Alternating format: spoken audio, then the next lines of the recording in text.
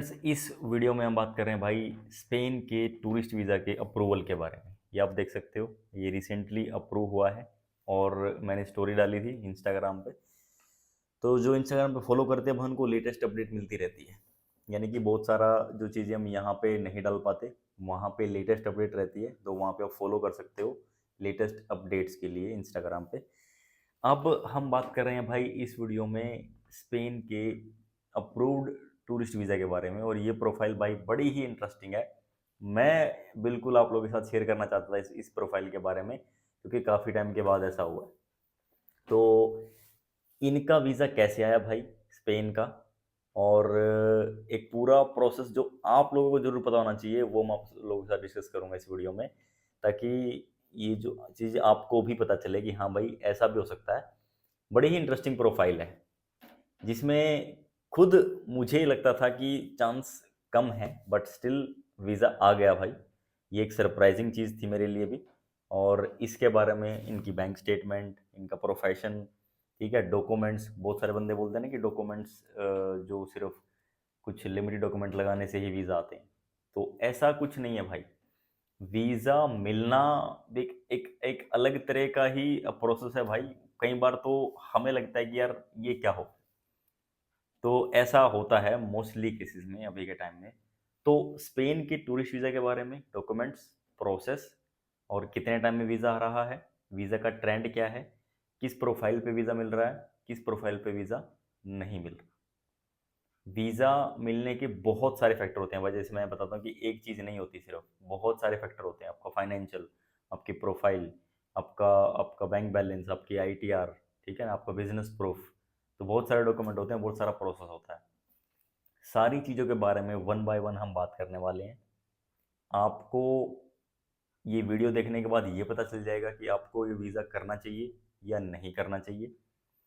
Schengen visa है, पूरा जितनी भी कंट्रीज़ आप सब में ट्रैवल कर सकते हो। और ये वीज़ा लेने के लिए आपको क्या करना पड़ेगा, इनकी ट्रैवल हिस्ट्री भाई, क्या ट्रैवल हिस्ट्री थी, बैंक बैलेंस कितना था, कितने टाइम के बाद इन्होंने अप्लाई किया, और ये वीज़ा आया कैसे। पहले भाई इनका आया जॉर्जिया का वीज़ा, हमने जॉर्जिया का अप्लाई किया था, फिर आया इनका स्पेन का वीज़ा। वो पूरा प्रोसेस क्या था वो मैं आपको बताना चाहता हूँ, क्योंकि कई बार होता है कि भाई लोगों को कुछ और लगता है, हमें कुछ और लगता है, कस्टमर को कुछ और लगता है, और उसी कन्फ्यूज़न में हम घूमते रहते हैं। बट स्टिल ये वीज़ा आया कैसे, ये एक इम्पोर्टेंट है, बहुत ही इंपॉर्टेंट स्टोरी है, आपको पता होनी चाहिए, इसीलिए हम आप लोगों के साथ। तो hello friends, welcome back to the channel. मैं रोविंद दीवान आपका स्वागत करता हूं, और इस वीडियो में हम बात कर रहे हैं भाई स्पेन के अप्रूव्ड वीज़ा के बारे में। तो भाई ये वीज़ा थोड़ा सा स्पेशल है। स्पेशल इसीलिए है क्योंकि क्लाइंट के हिसाब से हम चले और उनका काम हो गया। क्यों, वो आपको बताऊंगा, पूरी स्टोरी सुनना एक बार कि क्या ये प्रोफाइल थी, क्या इनका पूरा प्रोसेस था, और कैसे कैसे इनको वीज़ा मिला। मैं इनकी प्रोफाइल भी थोड़ी शेयर करूंगा, एक्चुअल जो हमने कवर लेटर में मेंशन करी थी वो भी मैं आपको दिखाने की पूरी कोशिश करूंगा इस वीडियो में, ताकि आपको जो एग्जैक्ट पिक्चर है वो क्लियर हो जाए। तो सबसे पहले भाई ये इम्पोर्टेंट इसीलिए थोड़ी क्लाइंट साइड से कि उसके बारे में बात कर लेते हैं कि इनका जो वीज़ा आया है वो किस बेस पे आया। देखो भाई, नॉर्मली हम क्या बात करते हैं कि भाई ट्रैवल हिस्ट्री होनी चाहिए 3 से 4 कंट्री की, और आपका अच्छा थोड़ा सा पास्ट में ट्रैवल हो, लेटेस्ट भी ना हो, थोड़ा पुराना ट्रैवल हो, फाइनेंशियल आपके अच्छे हों, और आपका एक अच्छा बिजनेस हो, आईटीआर हो। तो ये डॉक्यूमेंट से लिमिटेड माने जाते हैं, जिनके पास ये सब है तो उनके चांस रहते हैं कि अच्छा वीज़ा जो आ जाए। अब भाई ट्रैवल हिस्ट्री की बात करें तो इनका सिर्फ और सिर्फ दुबई की ट्रैवल हिस्ट्री थी, वो भी 2019 में। 2019 में दुबई की ट्रैवल हिस्ट्री थी, उसके बाद कोई भी ट्रैवल नहीं था भाई, ठीक है, कोई भी ट्रैवल इनका नहीं था। तो ये तो पहली चीज़। अब दूसरी चीज़, इन्होंने कॉल करा हमें, ये वीडियो फॉलो करते थे, इन्होंने देखा कि भाई क्या करना है, तो इन्होंने पहले बोला कि सर मुझे जॉर्जिया का वीज़ा अप्लाई करना है। तो जॉर्जिया का भाई देखो अपना सक्सेस रेशो काफ़ी अच्छा है, नो डाउट। और उसका जो जो वीज़ा मिलने का process within 7 days visa आ जाता है। इनका जॉर्जिया का वीज़ा पहले हो गया, ठीक है। उसमें क्या लगता है, आपके आईटीआर, बैंक स्टेटमेंट, कोई बिजनेस प्रूफ है तो वो सब लग जाता है उसमें भी, जो जो डॉक्यूमेंट्स होते हैं। तो जॉर्जिया का वीज़ा इनका 7 दिन में आ गया। उसके बाद जो मैंने इनको एडवाइस किया कि सर आप ट्रैवल करके आओ, क्योंकि दुबई की ट्रैवल हिस्ट्री है, और अब जॉर्जिया ट्रैवल करके आ जाओ, क्योंकि पास्ट में दुबई गए थे तो अब जॉर्जिया हो जाएगा, तो देन फिर वो आपका आगे प्रोसेस करते हैं। तो इन्होंने बोला कि सर नहीं, अभी आप मेरा प्रोसेस करो, खुद ही, और मुझे शेनिगन करना है। मैंने बोला कि भाई आप ट्रैवल कर लो, वो बेटर रहेगा, क्योंकि थोड़ा सा ट्रैवल हिस्ट्री आपकी हो जाएगी लेटेस्ट, देन अच्छे चांस बनते हैं आपके वीज़ा मिलने के। तो इन्होंने बोला कि नहीं सर आप अभी डालो, मुझे अभी डालना है वीज़ा। तो इन्होंने खुद अपने रिस्क पे ये वीज़ा प्रोसेस करवाया, और मैंने भी खुद बोला था कि भाई अगर नहीं जाओगे तो चांस थोड़ा कम रहते हैं, क्योंकि सिर्फ दुबई आपने ट्रैवल किया है और तो कोई कंट्री आपने ट्रैवल नहीं करी, और ये वीज़ा आ गया तो आप इसके बेस पे थोड़ा सा ट्रैवल करके आओ। बोले कि नहीं सर मुझे रिस्क लेना है, मुझे करना ही है, तो डाल दिया भाई। तो इनके कहने पे हमने डाल दिया, हालांकि मेरे को भी ये लग रहा था कि भाई वीज़ा नहीं आएगा। फाइनली प्रोसेस कर दिया, और इनके डॉक्यूमेंट जो थे वो सारे, इनके जो शेनिगन उसमें जॉर्जिया में लगाए थे वो भी, प्लस इसमें भी जो लगते हैं वो भी, तो हमने लगाया, प्रोसेस कर दिया। और with in 4 days I was also so surprise कि यार 4 दिन में इनका वीज़ा आ गया। अब मैं हैरान हो गया यार कि 4 दिन में इस प्रोफाइल पे वीज़ा आ गया, हालांकि जहाँ पे हमें भी लगता था कि यार चांस थोड़े कम है। वहीं एक और प्रोफाइल थी, मैं आप लोगों को बताना चाहूँगा। वो यूके ट्रैवल थे, ठीक है, शेनिगन ट्रैवल थे पहले। पहले शेनिगन, पहले यूके, अभी के बार जो अभी रिसेंटली उनके पास 2 साल का टूरिस्ट वीज़ा था यूके का, multiple entry. Even then Spain ने वो प्रोफाइल रिफ्यूज़ कर दी। तब भी मैं सरप्राइज हो गया कि यार इस अच्छी प्रोफाइल को रिफ्यूज़ कर दिया और इस नॉर्मल प्रोफाइल को वीज़ा दे दिया। तो अब आप खुद ही सोचो, तब इसमें आप ये कर रहे हैं कि यार देखो, जो शेनिगन पहले ट्रैवल है तो उसमें प्रोफाइल में तो कोई कमी है ही नहीं, उनको तो 100% वीज़ा मिल मिल जाना चाहिए।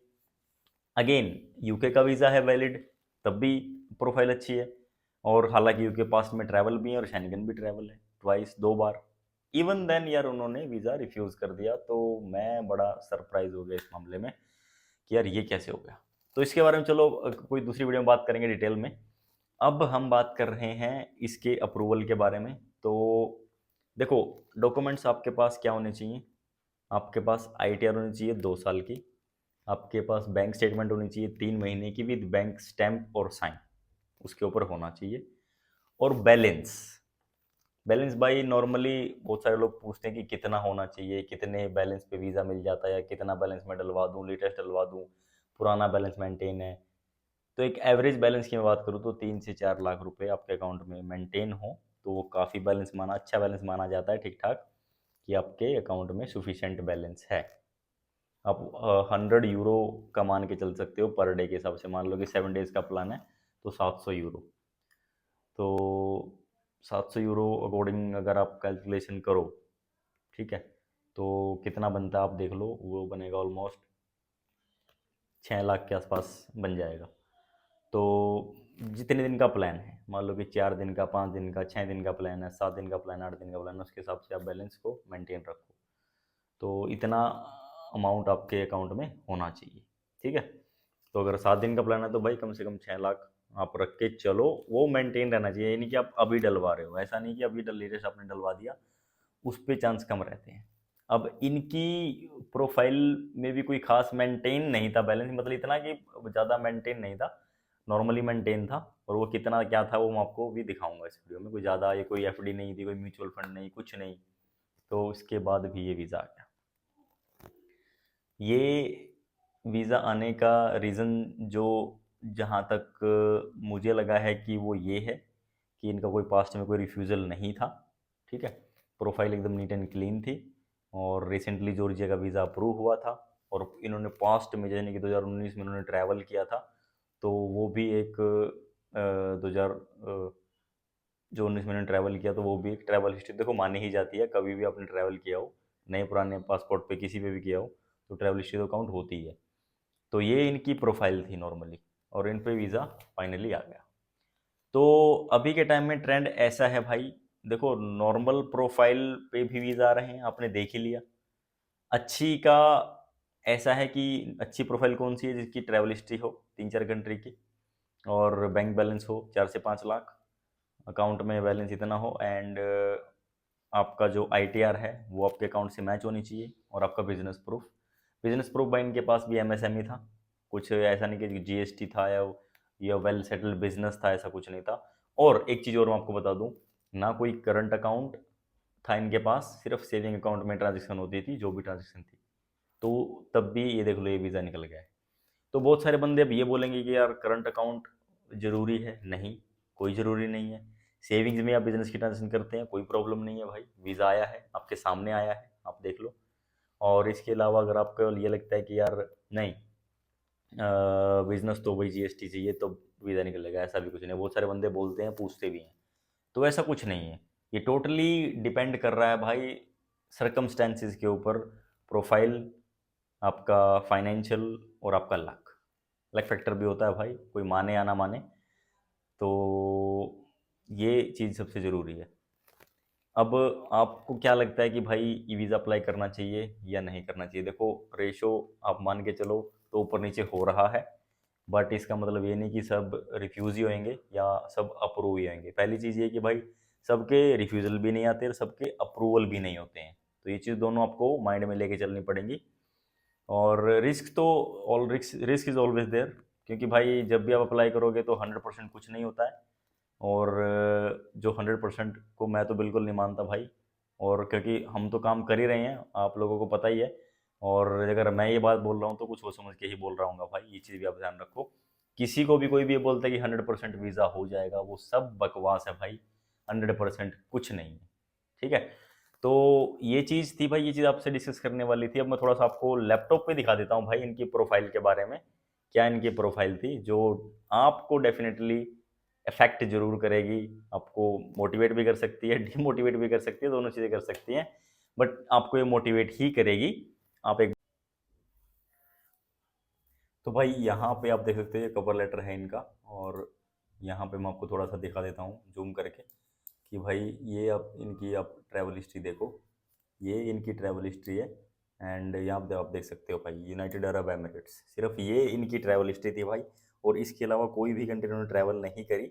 और इसके बेस पे अगर मैं बात करूँ तो सिर्फ इसके ट्रैवल हिस्ट्री के बेस पे ही फाइनली इनको लकीली जो भी आप कह सकते हो वीज़ा मिला है इनको। और तो ये आप बैलेंस देख लो भाई इनका, ठीक है। तो इनके अकाउंट में जो बैलेंस था वो ये था, ये प्रॉपर मेंशन किया हुआ है। तो इतने फाइनेंशियल पे, इसके अलावा भाई कोई एफडी नहीं, कोई म्यूचुअल फंड नहीं, कोई इनका करंट अकाउंट नहीं, कोई अलग से कोई इन्वेस्टमेंट नहीं, सिर्फ जो अमाउंट था इनका बैंक में सिर्फ यही अमाउंट था, इसके अलावा ऐसा कोई अमाउंट नहीं था। तो देखो, अब यहाँ पे बहुत सारे फैक्टर होते हैं कि भाई ये अमाउंट जो है ओवर द पीरियड मेंटेन था कि कैसे था। एक्चुअली रिसेंट ट्रांजेक्शन इन्होंने करी थी बड़ी बड़ी, तो जैसे हम बोलते हैं कि भाई नहीं करनी चाहिए, तो यहाँ पे हो गई, बट स्टिल कोई इफेक्ट नहीं हुआ, वीज़ा आ गया, आप लोग देख ही रहे हैं। और ट्रैवल हिस्ट्री भी आपने देख ली, ये बैंक बैलेंस आपने देख लिया, तो सिर्फ इस अमाउंट पे अब आप लोगों को ये कैसे आ सकता है, तो ये आपके सामने रिजल्ट है भाई। ये इसी बेस पे इनका ये जो वीज़ा है, और ये यूनियन बैंक का अकाउंट था जो आप देख रहे हैं सामने। तो इस बैलेंस पे जब इनका आ सकता है तो भाई का आपका नहीं आ सकता। तो बहुत सारी चीज़ देखो, सारी चीज़ें मेंशन करनी पड़ती हैं, ठीक है, कवर लेटर में, और अच्छे से आप लोग इस चीज़ को एक्सप्लेन कर पाओ कि आपकी क्या एग्जैक्ट स्टोरी है, क्या आपने मेंशन करना है, किस तरीके से मेंशन करना है। बहुत सारी चीज़ें इसमें होती हैं कि आपकी प्रोफाइल क्या है, क्या आपका बिजनेस है, किस तरीके का बिजनेस है, बिजनेस की प्रॉपर डिटेल क्या है, क्या आपका प्रोफेशन है, आपका पर्पस क्या है, कितने दिन का प्लान है, क्या करने आप वहाँ पे जा रहे हैं, कब आप वापस आ रहे हैं, और बाकी सारी चीज़ें वन बाय वन अच्छे से एक्सप्लेन होनी चाहिए कवर लेटर में। तो कवर लेटर का काम बहुत इंपॉर्टेंट रहता है आपकी, और आपको जो प्रोफाइल है भाई उसको अच्छे से डिस्क्राइब करने का काम जो कवर लेटर में होता है, ठीक है, ये सबसे इंपॉर्टेंट है, ये होना भी चाहिए। बाकी देखो मोस्टली डाउट जो आपके क्लियर हो गए होंगे इस वीडियो में। एंड अगर आपको अच्छी लगी हो, किसी भाई को स्पेन का वीज़ा चाहिए तो आप उसको शेयर कर सकते हो। और आपको अगर हमसे कांटेक्ट करना है तो कैसे करना है भाई, कोई नंबर तो नहीं है, बट आप इंस्टाग्राम के थ्रू कांटेक्ट कर सकते हो डायरेक्ट, और वहाँ पे फॉलो करके मैसेज कर सकते हो, आपको रिप्लाई मिल जाएगा। अगर आपको सर्विस चाहिए, आपको वीज़ा लगवाना है, तो भी आप हमें इंस्टाग्राम पे फॉलो करके मैसेज कर सकते हो, वहाँ पे आपको सारी डिटेल शेयर हो जाएंगी। और आपका इनका जो प्रोसेस है, जो इनका एप्लीकेशन प्रोसेस करने का जो टाइम है, जल्दी वीज़ा अप्रूव कर रहे हैं या रिफ्यूज़ कर रहे हैं, जो भी कर रहे हैं जल्दी कर रहे हैं, रिजल्ट आपको जल्दी मिल रहा है। तो और कंट्री से कंपेयर करें तो बहुत ही अच्छा रिस्पॉन्स इनका आ रहा है एज़ पर द रिजल्ट। जो डिक्लेरेशन का प्रोसेस है इनका वो बहुत अच्छा है इनका। तो मिलेंगे आपसे नेक्स्ट वीडियो में, इसको आप शेयर करना।